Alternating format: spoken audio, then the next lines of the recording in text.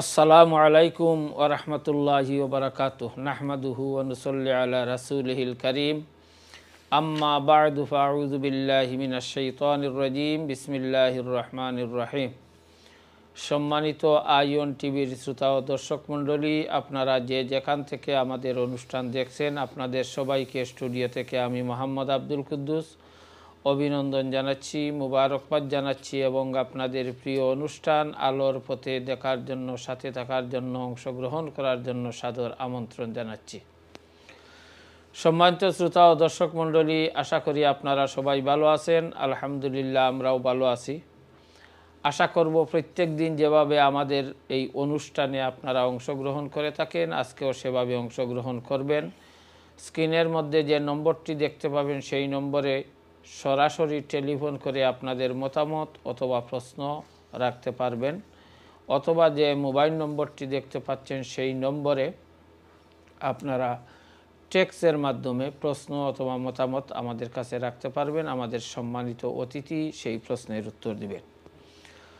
সম্মানিত শ্রোতা ও দর্শক মণ্ডলী, আপনারা সবাই জানেন যে আমাদের এই অনুষ্ঠানে আমাদের সম্মানিত অতিথি প্রত্যেক দিন এক একটি বিষয় নিয়ে আলোচনা করে থাকেন। আজকে যে বিষয় সম্পর্কে আলোচনা করবেন সে বিষয়টি হচ্ছে যে জনাবে মুহাম্মদুর রাসূলুল্লাহ সাল্লাল্লাহু আলাইহি ওয়াসাল্লামের প্রতি মহব্বত দেখানোর জন্য যে মানুষ ছাড়াও, সাহাবী এবং সাধারণ মানুষ ছাড়াও, রাসূলুল্লাহর উম্মত ছাড়াও যে অন্যান্য প্রাণী বা বৃক্ষলতা কতটুকু কিভাবে জনাবে মুহাম্মদুর রাসূলুল্লাহ সাল্লাল্লাহু আলাইহি সাল্লামকে মহব্বত করেন, এ ব্যাপারে ইনশাল্লাহ আজকে আলোচনা করবেন আমাদের সম্মানিত অতিথি। সম্মানিত শ্রোতা ও দর্শক মণ্ডলী, আলহামদুলিল্লাহ, আমরা বিগত কয়েক সপ্তাহ রবিউল আউয়াল সম্পর্কে আমাদের অনুষ্ঠানে আলোচনা করেছি। বিশেষ করে 12ই রবিউল আউয়াল অর্থাৎ পবিত্র ঈদে মিলাদুন্নবী সাল্লাল্লাহু আলাইহি সাল্লাম সম্পর্কে আলোচনা করা হয়েছে। রাসূলুল্লাহর জীবন বৃত্তান্ত আলোচনা করা হয়েছে, রাসূলুল্লাহর জীবনের বিভিন্ন দিক নিয়ে আলোচনা করা হয়েছে এবং রাসূলুল্লাহ সাল্লাল্লাহু আলাইহি সাল্লামকে কীভাবে সাহাবীরা মহব্বত করতে, সম্মান করতেন সেটা আলোচনা করা হয়েছে। রাসূলুল্লাহর উম্মত যারা রয়েছেন তারা কিভাবে রাসূলুল্লাহর প্রতি সম্মান প্রদর্শন করবেন, কিভাবে মহব্বত করবেন, সাধারণ মানুষ কিভাবে মহব্বত করবেন সে সম্পর্কে আলোচনা করা হয়েছে। এবং আজকে ইনশাল্লাহ আমাদের সম্মানিত অতিথি যে মানুষ ছাড়াও অন্যান্য প্রাণী বা বৃক্ষলতা কীভাবে রাসূলুল্লাহ সাল্লাল্লাহু আলাইহি সাল্লামের প্রতি সম্মান প্রদর্শন করেছেন সে সম্পর্কে ইনশাল্লাহ আলোচনা করবেন। সম্মানিত শ্রোতা ও দর্শক মণ্ডলী, আমাদের সাথে অতিথি হিসাবে রয়েছেন আমাদের আজকে এই প্রোগ্রামের নিয়মিত অতিথি, দারুল হাদিস লতিফিয়ার সম্মানিত মুহাদ্দিস, বিশিষ্ট আলেমে দ্বীন হযরত মাওলানা মুফতি আশরাফুর রহমান সাহেব বিশ্বনাথী। আসসালামু আলাইকুম। ওয়ালাইকুম আসসালাম ওয়া রাহমাতুল্লাহ। জনাব ভালো আছেন? আলহামদুলিল্লাহ। অসংখ্য ধন্যবাদ। সম্মানিত শ্রোতা ও দর্শক মণ্ডলী, ইনশাল্লাহ আমরা সরাসরি আলোচনায় যাচ্ছি এবং আপনারা সরাসরি হোক অথবা টেক্সটের মাধ্যমে হোক আমাদের কাছে যে প্রশ্ন দিবেন বা আমাদের কাছে যে প্রশ্ন করবেন, ইনশাল্লাহ সময় এবং সুযোগ মতো আমরা আপনাদের প্রশ্নের উত্তর দিব। আমরা এখন সরাসরি আলোচনায় চলে যাচ্ছি এবং আমার সম্মানিত অতিথিকে অনুরোধ করব এই বিষয়ে আলোচনা শুরু করার জন্য। ধন্যবাদ। আসসালামু আলাইকুম। ওয়ালাইকুম আসসালাম ওয়া রাহমাতুল্লাহ। আলহামদুলিল্লাহি রাব্বিল আলামিন ওয়াল আকিবাতু লিল মুত্তাকিন ওয়াস সালাতু ওয়াস সালামু আলা সাইয়্যিদিল মুরসালিন ওয়া আলা আলিহি ওয়া সাহবিহি আজমাইন। আম্মা বা'দ। আইয়ন টিভির আলোর পথে অনুষ্ঠানের শুরুতে আল্লাহ রাব্বুল আলামিনের অসংখ্য গণিত শুকর আদায় করছি যে আল্লাহ রাব্বুল আলামিন আমাদেরকে রাহমাতুল লিল আলামিনের উম্মত হওয়ার সৌভাগ্য দান করেছেন, আমাদেরকে উম্মতে মুসলিমার অন্তর্ভুক্ত করেছেন। মোবারকবাদ জানাচ্ছি আইয়ন টিভির দর্শক শ্রোতাদেরকে যারা এই অনুষ্ঠান দেখছেন, সকলকে আন্তরিক মোবারকবাদ জানাচ্ছি অনুষ্ঠানের সম্মানিত পরিচালক হযরত মাওলানা আব্দুল কুদ্দুস সাহেবকে মোবারকবাদ জানাচ্ছি, আইয়ন টিভির কলাকৌশলী সোহান টিভি কর্তৃপক্ষকে এই সুন্দর অনুষ্ঠান আমাদের সমাজকে উপহার দেওয়ার জন্য। সুপ্রিয় দর্শক, আমরা রাসূল পাক সাল্লাল্লাহু আলাইহি ওয়াসাল্লামের জীবনীর বিভিন্ন বিষয় নিয়ে আলোচনা করছি। আলহামদুলিল্লাহ, আমরা কতই যে সৌভাগ্যশালী রাসূল পাক সাল্লাল্লাহু আলাইহি সাল্লামের উম্মত হতে পেরে। এর শুকর যদি আমরা 24 ঘন্টা আমাদের পুরো জীবন সেজদা দিয়ে আল্লাহর কাছে এর শুকর আদায় করতে যাই, তারপরেও সেই শুকর আদায় হবে না। আল্লাহ রাব্বুল আলামিন আমাদেরকে এমন নবীর উম্মত বানিয়েছেন এবং এই নবী পাক সাল্লাল্লাহু আলাইহি সাল্লামকে সম্মান করতে, মহব্বত করতে, তাকে মেনে চলতে এবং তাকে মেনে চলা, তাকে মহব্বত করা আল্লাহ রাব্বুল আলামিন তার নিজের হিসেবে ধরে নিয়েছেন। আল্লাহ রাব্বুল আলামিন ইরশাদ করছেন, মান ইউতিউর রাসূলা ফাকাদ আতা আল্লাহ, যে সেই রাসূলকে অনুসরণ করলো সে আল্লাহকেই মেনে চললো।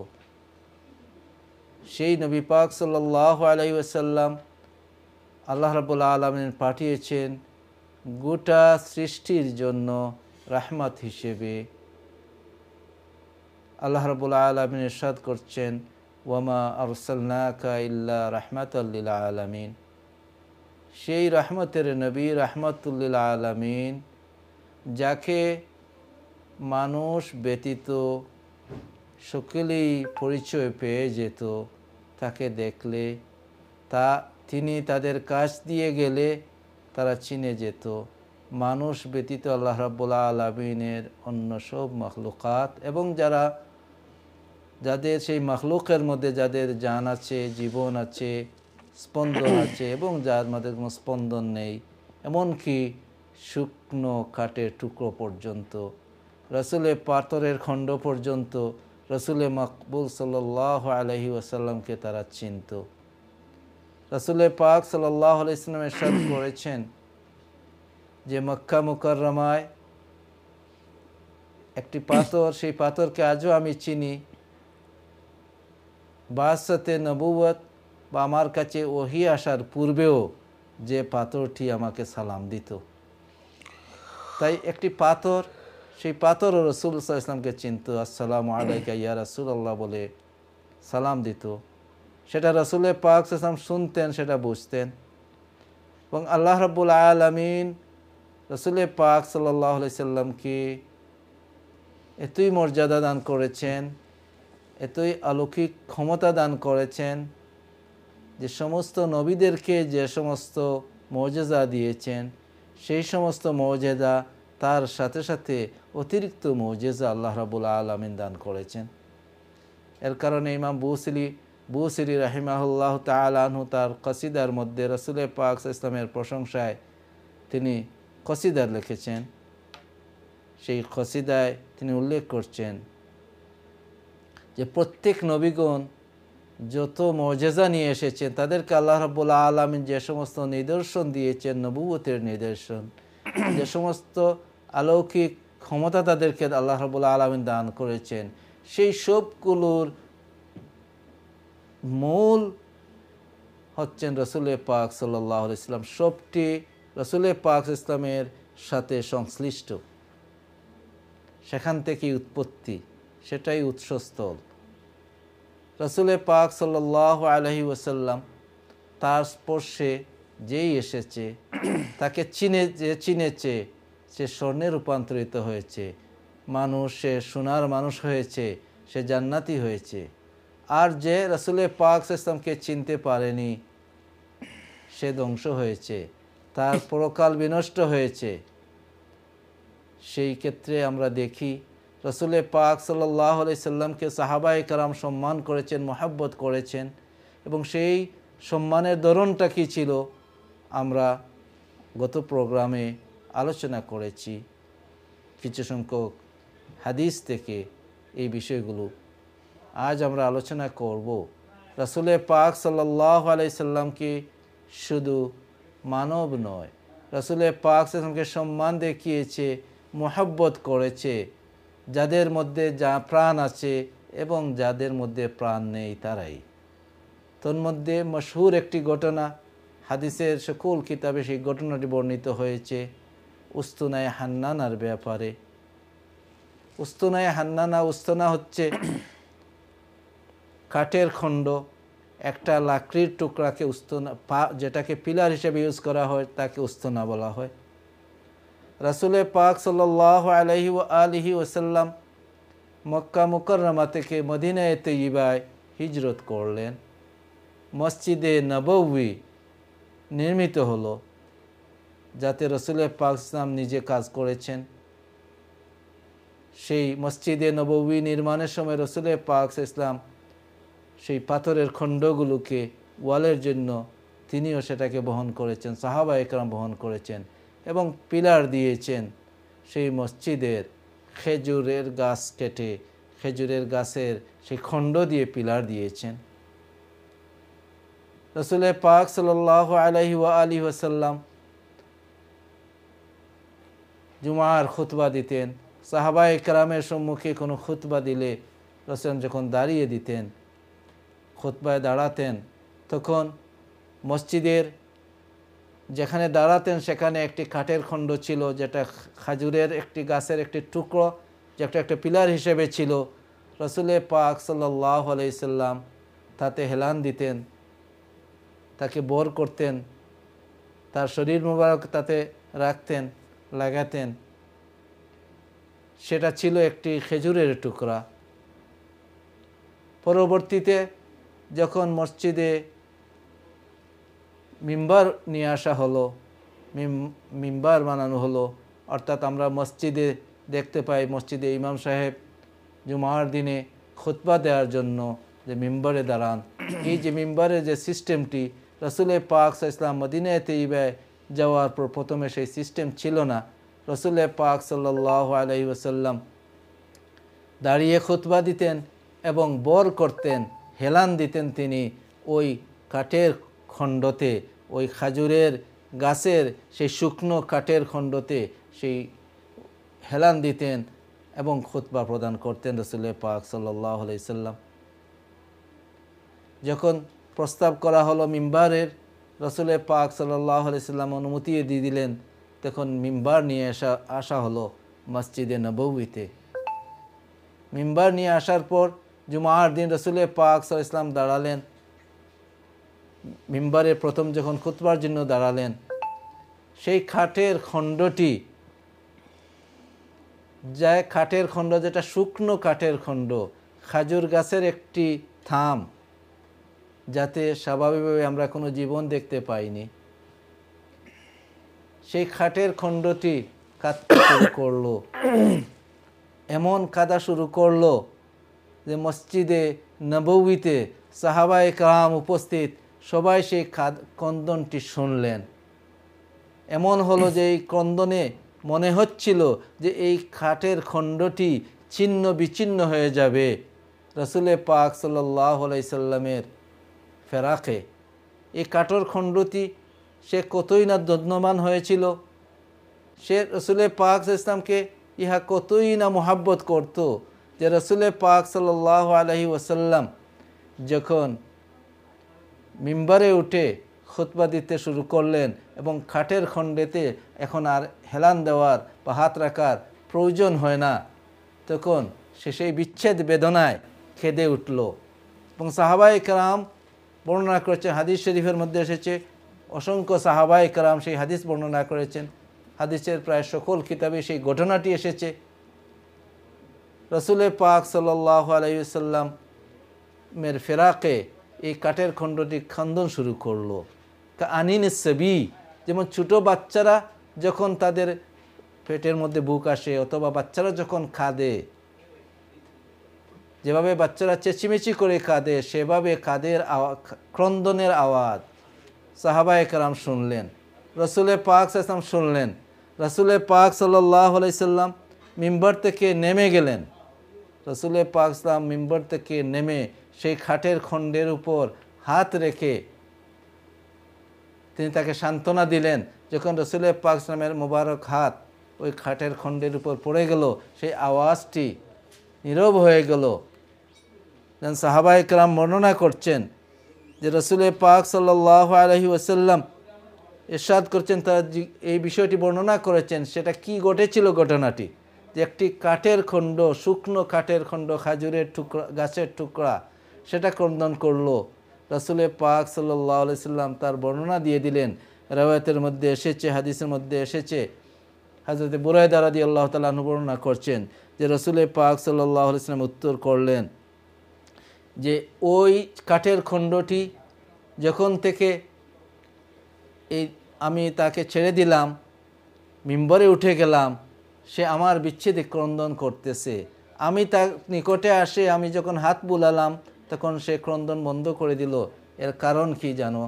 রাসূল ইসলাম নিজেই বলছেন যে আমি কাঠের খণ্ডকে বললাম যে তুমি যদি চাও তাহলে যেভাবে তুমি খাজুরের গাছের বাগানে একটি গাছ, পরিপূর্ণ একটি গাছ, যে গাছ থেকে গাছে পাতা আছে, খেজুরের ডাল আছে, খাজুর ধরে খাজুর আছে, এইভাবে তোমাকে আমি পরিবর্তন করে দেই, তোমাকে বাগানের মধ্যে দিয়ে দেই, এবং তুমি যদিও এখন শুকিয়ে গেছো, তুমি একটা গাছ থেকে বিচ্ছিন্ন হয়ে গেছো, তুমি পূর্ণ গাছে পরিণত হয়ে যাবে এবং তোমার থেকে মানুষরা